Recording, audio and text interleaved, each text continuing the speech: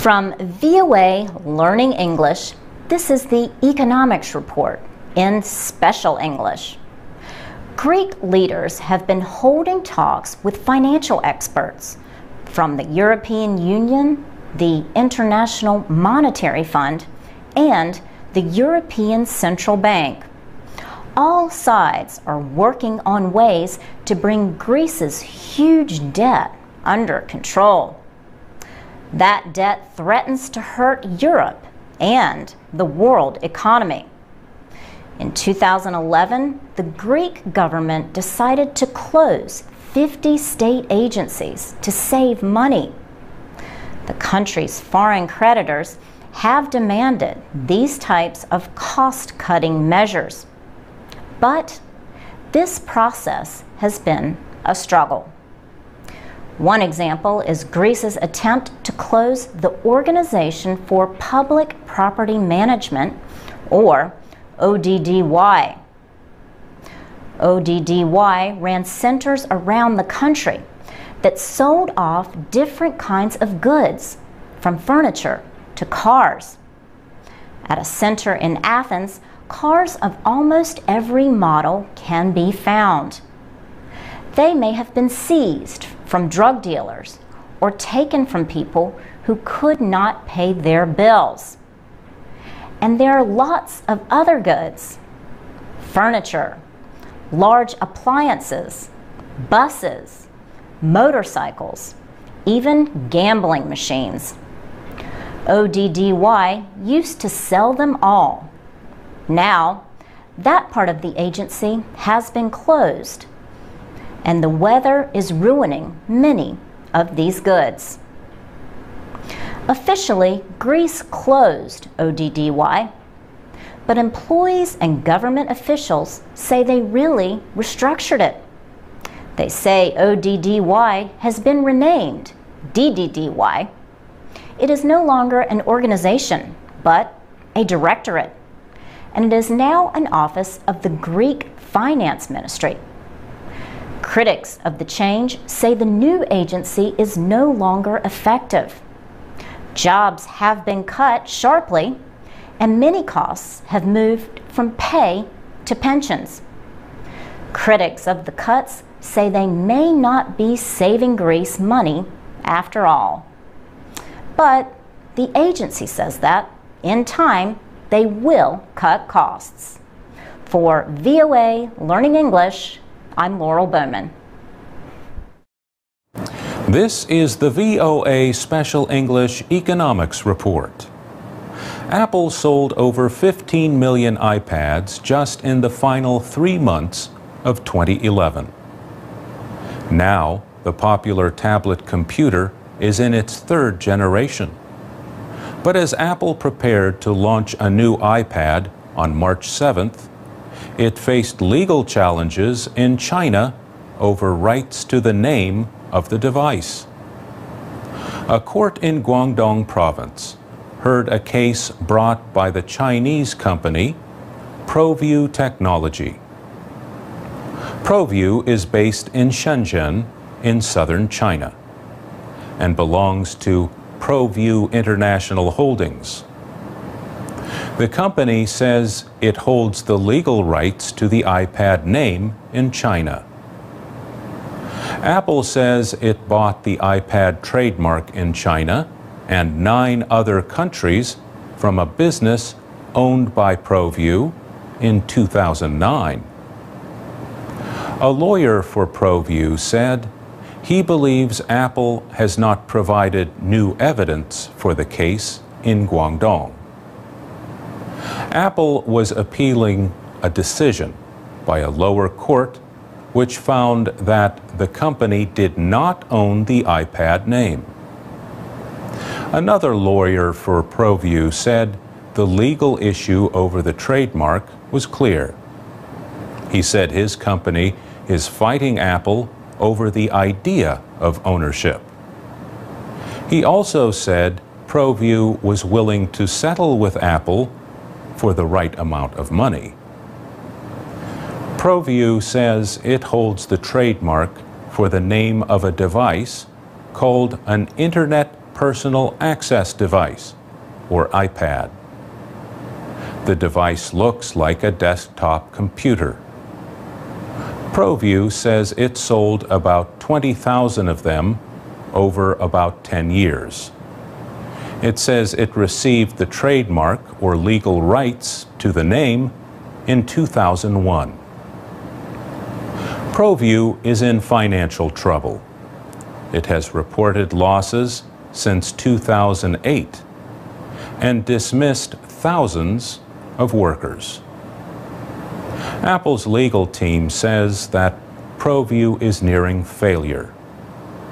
Apple says ProView has no product, no buyers, and no suppliers. Apple argues that a ruling against Apple would harm the interests of consumers in China. Apple holds 76% of the tablet computer market in that country with its iPad. A final decision by the High Court in Guangdong is expected to take weeks. The trademark issue has not hurt Apple's stock price, at least so far. Apple has become the most valuable publicly traded stock in the world, worth about $500 billion. For VOA Special English, I'm Mario Ritter. You can read, listen, and learn English with our programs and activities at voaspecialenglish.com. You can also find English lessons at the VOA Learning English page on Facebook.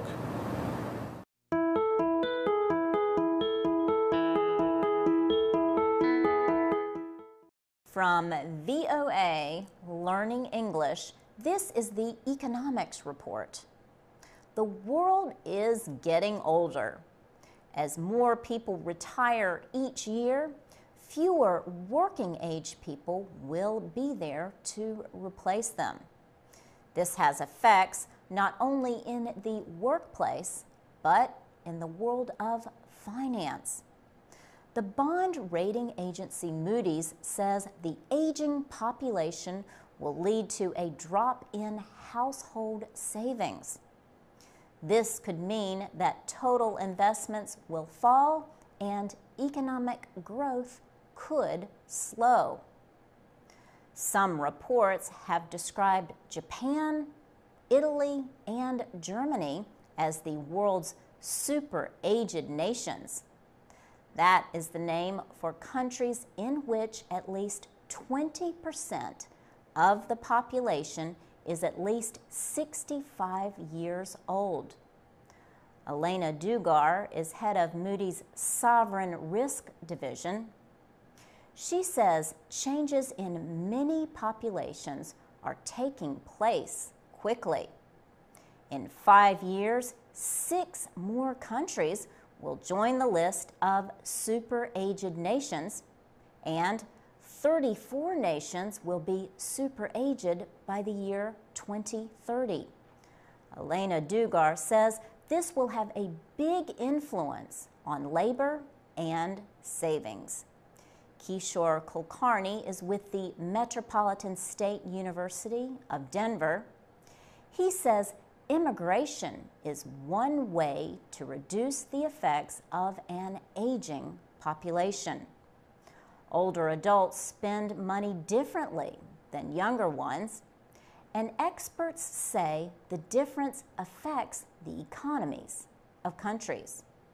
But Kishore Kulkarni believes that specialized career training and productivity gains from technology could make up for the drop in the number of workers. He also says that an aging population will be less of a problem in countries where older people are highly valued. And most experts agree that young workers will have to work longer and retire later than today's older workers. For VOA Learning English, I'm Laurel Bowman.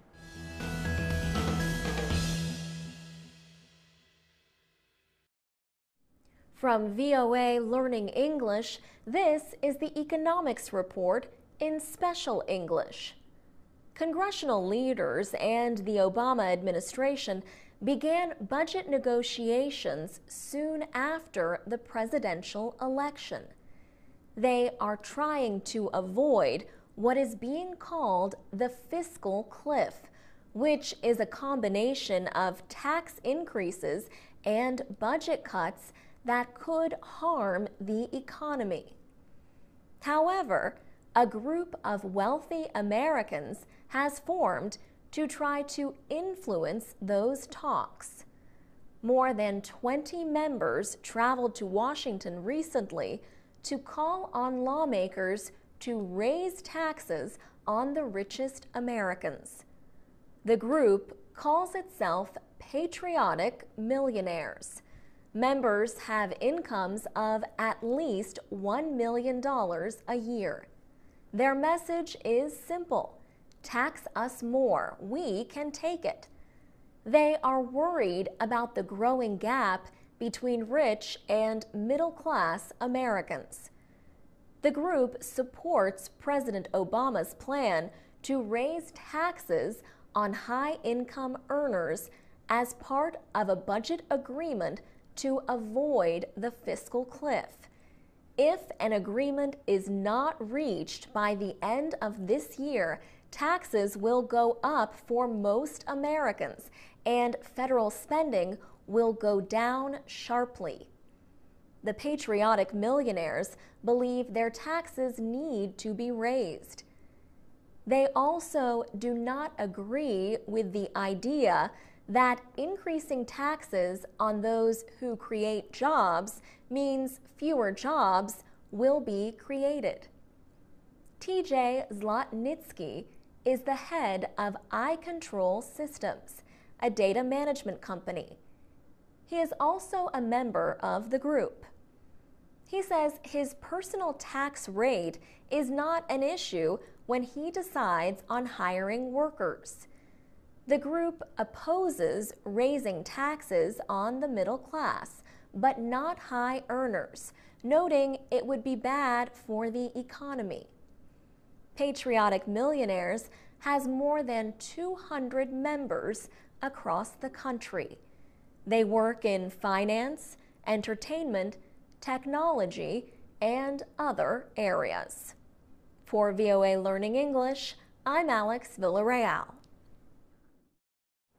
This is the VOA Special English Economics Report. The British bank Standard Chartered agreed to pay $340 million to a United States financial regulator in August. The agreement was to settle charges that the bank illegally hid financial business with Iranian interests. The wording of the agreement notes that the financial business in question amounted to at least $250 billion. Standard Chartered said it strongly rejects the charges. The bank said it will fight efforts to withdraw its license to do business in New York, an important financial center. Standard Chartered is Britain's fifth largest bank. New York State's top bank regulator accused the bank of being a rogue institution from 2001 to 2010. The regulator said the bank made hundreds of millions of dollars in fees from about 60,000 financial exchanges with Iranian financial institutions. The reported exchanges were made through the bank's New York offices. One official said the dealings exposed the United States banking system to terrorists, illegal drug traffickers, and rogue states. The United States Federal Bureau of Investigation is carrying out a criminal investigation. Other United States regulators also have opened investigations and are not part of the settlement. United States law has tightly controlled financial dealings with Iran since 1979. That year, 52 Americans were taken hostage in Tehran for 444 days. But Western concerns about Iran's possible nuclear program are central to the case. Bank expert Bert Elley told VOA that the investigation is part of an effort by several Western countries to limit Iran's nuclear program. They accuse Iran of trying to develop a nuclear weapon. He said enforcement of the Bank Secrecy Act and other laws is part of an effort by financial officials to cut off money flows to Iran. This is to make it as difficult as possible for Iran to sell its oil around the world and to buy equipment and parts for nuclear enrichment activities. Standard Chartered is not the only British bank that has faced fines recently. Barclays agreed to pay fines of about $450 million to American and British officials in July. Barclays is one of 18 banks that set an important measure of borrowing costs for banks, the London Interbank Offering Rate, or LIBOR. Officials said Barclays lied to them about its interest costs. This made the bank appear stronger than it was. But LIBOR is used to set many interest rates paid by millions of people around the world. For VOA Special English, I'm Mario Ritter.